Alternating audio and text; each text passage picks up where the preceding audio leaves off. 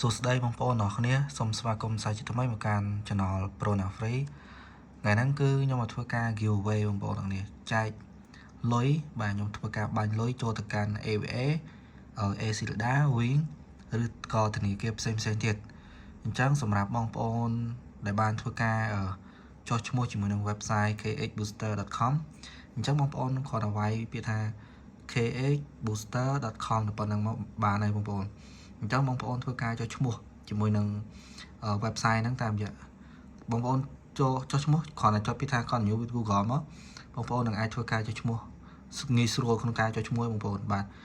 ហើយបន្តមកទៀតបងប្អូនធ្វើការ comment នៅខាងក្រោមវីដេអូបាទបើសិនជាចូលចិត្តវីដេអូហ្នឹងចុច like វីដេអូហ្នឹងមួយមកបាទ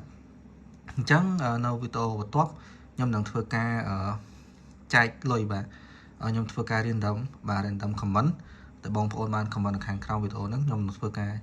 ចែកលុយបងប្អូនអរគ្នាដែលបានត្រូវបងប្អូនអូខេអញ្ចឹងតែប៉ុណ្្នឹងទេបាទអញ្ចឹងបងប្អូនអរគ្នាកុំភ្លេចបាទចុះឈ្មោះជាមួយនឹង website KH Booster សម្រាប់ website ហ្នឹងគឺបងប្អូនអរគ្នាអាចរកចំណូលបានណា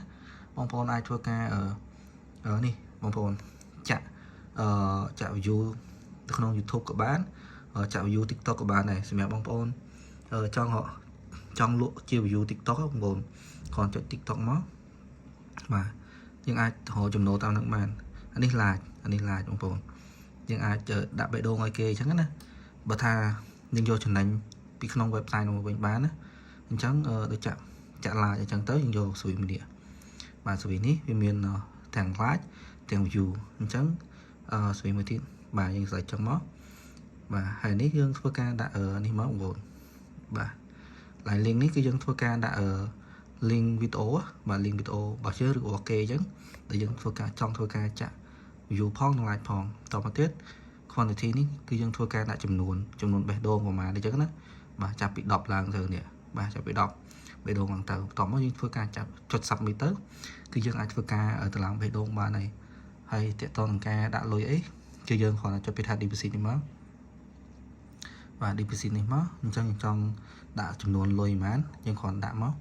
$5អញ្ចឹងទៅហើយយើងចុច pay now មកវានឹងចេញ QR code ឲ្យបងប្អូនធ្វើការ